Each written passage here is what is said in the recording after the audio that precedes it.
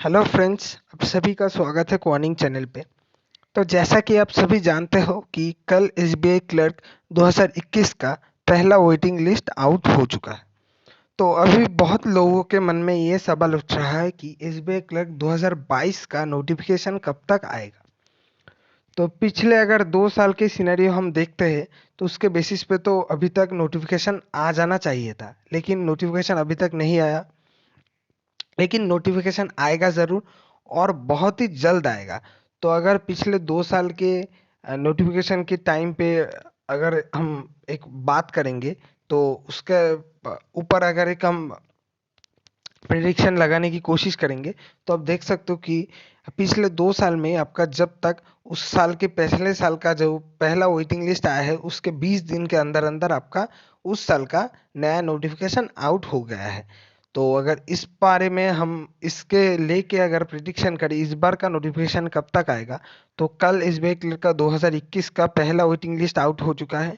तो इसके 20 दिन के अंदर अंदर, यानी कि आप मान लो कि अगर डेट पे बात करें तो इस महीने का 20 तारीख यानी कि 20 मई 2022 के अंदर आपको एसबीआई क्लर्क 2022 का नया नोटिफिकेशन देखने को मिलेगा।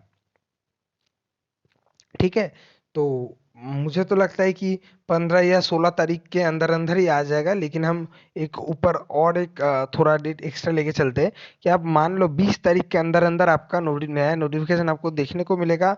और जुलाई के लास्ट वीक या सितंबर जून के लास्ट वीक या जुलाई के पहले वीक में ही आपका एसबीआई क्लर्क 2022 का प्रीलिम्स हो जाएगा। ठीक है। क्योंकि उसके बाद आपका अगस्त से तो आपका आरआरबी का एग्जाम स्टार्ट होने वाला है। तो उस पे बात उस टाइम पे तो आपका एसबीआई क्लर्क नहीं हो सकता, उसके पहले ही हो जाएगा। क्योंकि उसके बाद तो आपका एसबीआई पीओ का भी टाइम हो जाएगा। ठीक है। और उसके बाद 2023 से तो सीईटी चालू होने वाला है। तो आप मान लो कि 2000 जून में या जून के लास्ट वीक में या जुलाई के पहले वीक में ही आपका एसबीआई क्लर्क प्रीलिम्स का एग्जाम हो जाएगा। और नोटिफिकेशन आपको मई महीने के लास्ट वीक के पहले ही आपको देखने को मिल जाएगा। ठीक है। या मान लो आप 20 या 23 मई 2022 के पहले ही आपको देखने को मिल जाएगा 2022 का नया नोटिफिकेशन। ठीक है।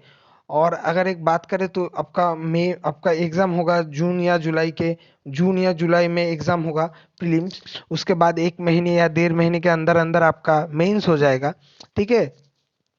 तो और उसके बाद आपका आरआरबी आएगा, उसके बाद आईबीपीएस पीओ आएगा, आईबीपीएस क्लरिकल आएगा, एसओ आएगा, उसके बाद एसबीआई पीओ आएगा। ठीक है। ऐसे ऐसे आपको एग्जाम एक के बाद एक आता जाएगा। तो इसके लिए आप अच्छे से प्रिपेयर करते रहो, क्योंकि आपको उसके बाद ना आपको सिर्फ आपको एग्जाम देने का टाइम मिलेगा। आपको अच्छे से आपको प्रिपेयर करने का, अगर आपको कहीं किसी सब्जेक्ट पर आप लैग कर रहे हो उसको सुधारने का टाइम आपको नहीं मिलेगा। तो इसलिए अभी से अच्छे से प्रैक्टिस करना स्टार्ट कर दो, ताकि बाद में जब आपको टाइम नहीं मिलेगा तब भी आपको कोई फर्क नहीं पड़ेगा, क्योंकि आपको प्रिपरेशन आपको पहले से चल रहा है। ठीक है। और इसके साथ साथ आप मैथ, क्वांट और इंग्लिश, क्वांट रीजनिंग इंग्लिश तो आप पढ़ते ही हो। ठीक है। उसके बाद आप करंट अफेयर्स के भी प्रिपेयर अच्छे से करते रहो। ठीक है। क्योंकि आपको जनवरी से करंट अफेयर्स लगेगा, इस साल का बजट लगेगा, इकोनॉमिक सर्वे लगेगा। ठीक है। तो जो भी सारे इंडेक्स आए हैं, ठीक है, उसके बाद जो भी ऑस्कर्स आए हैं, ग्रैमी आए हैं, जो भी ऐसे ऐसे प्राइज है, ठीक है, खेल रत्न किसको मिला है, राजीव गांधी अवार्ड किसको मिला है, ऐसे ऐसे जो भी नए नए बुक्स आए हैं, ये सब करंट अफेयर्स में प्रिपेयर करते रहो। उसके बाद आपका अगर आपको आरआरबी में फोकस है तो इसके लिए आपको कंप्यूटर अवेयरनेस भी पढ़ना पड़ेगा। ठीक है। तो कंप्यूटर अवेयरनेस का फ्री में आपको पीडीएफ मिलेगा अड्डा का, ऑलिव बोर्ड का। उनके साइट पे जाओ, पीडीएफ डाउनलोड करो। अगर आपके पास ये फैसिलिटी अवेलेबल है कि आप पीडीएफ को प्रिंट कर सकते हो तो उसको प्रिंट करके पढ़ो। अगर आपके पास ये फैसिलिटी अवेलेबल नहीं है तो आप वो पीडीएफ को मोबाइल से ही पढ़ो या कंप्यूटर के स्क्रीन से पढ़ो। ठीक है। जैसे भी हो आप पढ़ो। ठीक है। उसके बाद अगर आपको ऑलरेडी आप एक वर्किंग एस्पिरेंट हो, यानी कि अगर आप किसी भी बैंक में क्लरिकल की पोस्ट पे काम कर रहे हो और आपका इस बार टारगेट है कि आप पीओ में सिलेक्शन लोगे, तो इसके लिए आपको डिस्क्रिप्टिव की भी प्रिपरेशन करना पड़ेगा। और डिस्क्रिप्टिव में आपको लेटर और पैराग्राफ, ठीक है, ये दोनों ही आता है। सभी एग्जाम में, कुछ कुछ एग्जाम में पैराग्राफ प्री से भी आता है, लेकिन ज्यादातर में पैराग्राफ आता है, एक लेटर आता है। तो उसका भी लिए भी प्रिपेयर करते रहो अच्छे से। और उसके बाद आपका पीओ में आपका इंटरव्यू भी होगा, तो इंटरव्यू के लिए भी अच्छे से प्रिपेयर करो, ठीक है। आ, अगर आपके पास सोर्सेस अवेलेबल है तो उनके सामने आप इंटरव्यू दो, कैसे आप आपको इंट्रोड्यूस करोगे, जो भी बातें हैं आपका, आप क्या करते हो ये आप कैसे इंट्रोड्यूस करोगे पैनल के सामने।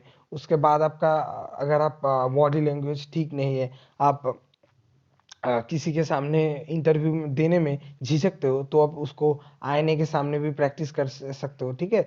सिर्फ प्रैक्टिस करो ताकि आप ये इम्प्रूव कर सको, क्योंकि बाद में आपको ऐसा बहुत टाइम नहीं मिलेगा कि आपको किसी चीज़ पे लैग कर रहे हो और उसको सुधर सकोगे।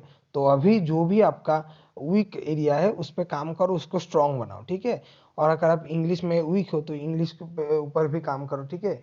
डेली न्यूज़पेपर पढ़ो, वोकेबुलरी स्ट्रांग करो और भी, ठीक है। ताकि आपको आप इसको आप ऐसा नहीं होगा, ठीक है, आप बहुत स्ट्रांग हो जाएगा, लेकिन आप इसको ऐसे एक स्टेज पे लेके आओ कि